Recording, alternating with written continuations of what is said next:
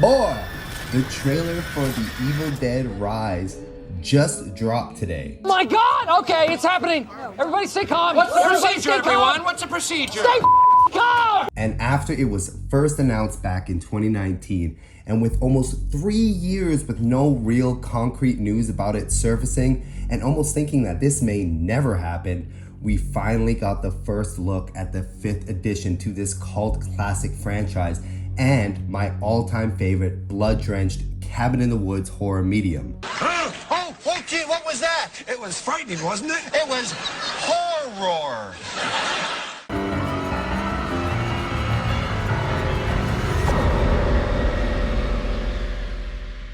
In October 2019, Sam Raimi announced that a new Evil Dead film was going into development under their Ghost House Pictures banner, with Sam Raimi and Bruce Campbell as executive producers, with up-and-coming director Lee Cronin at the helm, who was handpicked by Sam Raimi himself to bring this new chapter of horrifying and ruthless Deadites back to form. It's been 10 years since we've had a new edition come onto the big screen from the Evil Dead remake back in 2013, and a short run of 3 seasons of the critically acclaimed hit series Ash vs. The Evil Dead to wet our whistles with as we waited patiently for this next installment. With a new director, a new cast of victims, and a whole new territory, we get to see a fresh take on an old classic tale that teaches us all that books are the devil's lettuce, and if you ever see Latin written down anywhere, you never read it, not even as a joke.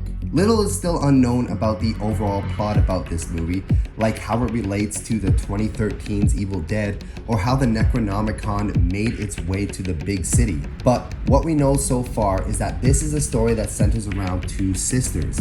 One sister named Beth, who after traveling and living on the road, pays an overdue visit to her older sister Ellie, who is struggling to raise her 3 children in a cramped LA apartment. The sisters' reunion is cut short by the discovery of a mysterious book in the bowels of Ellie's building, giving rise to flesh-possessing demons and thrusting Beth into a primal battle for survival as she is faced with the most nightmarish version of motherhood imaginable. The premise is already amazing. It's a change, but subtle enough that it doesn't completely rewrite what we love about these films.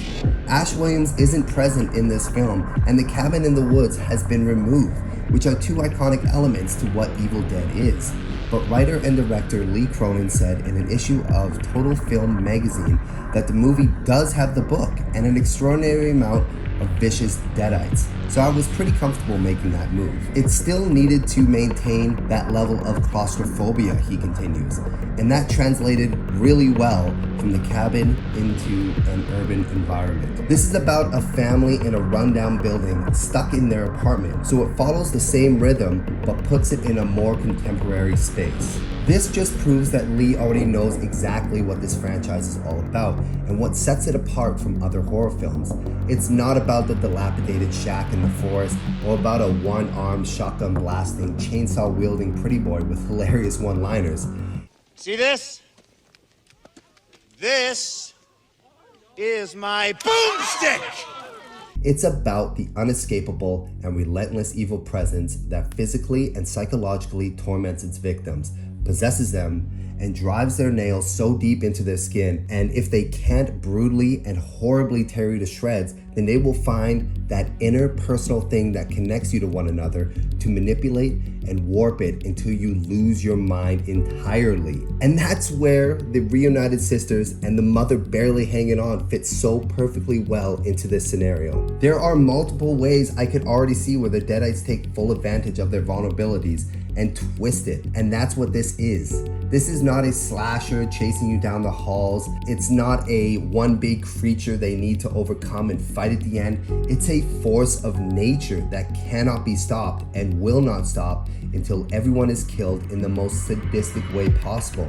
And oh boy, do we get this in spades. From scalping, to tattoo guns being driven into eyeballs, to a cheese grater scene that I don't think I'll be able to handle when I'm watching it in the theater. Evil Dead is known for its gore and over-the-top blood use, and I already see this within the trailer. Dave Garbett is the cinematographer for this film, and after serving as a cinematographer on several episodes of Ash vs. the Evil Dead, he already knew what was required of him on this project. And Lee Cronin revealed that the film used over 6,500 liters of fake blood, so we can expect a lot of those classic blood showers in Evil Dead Rise. And that's half the fun of these films as well. The crazy and creative ways these demons completely eviscerate you in such a dramatic fashion makes that experience so much more fun. To this day, I think the best theater experience I've ever had was when me and some co-workers and friends piled into a packed theater to watch the Evil Dead remake.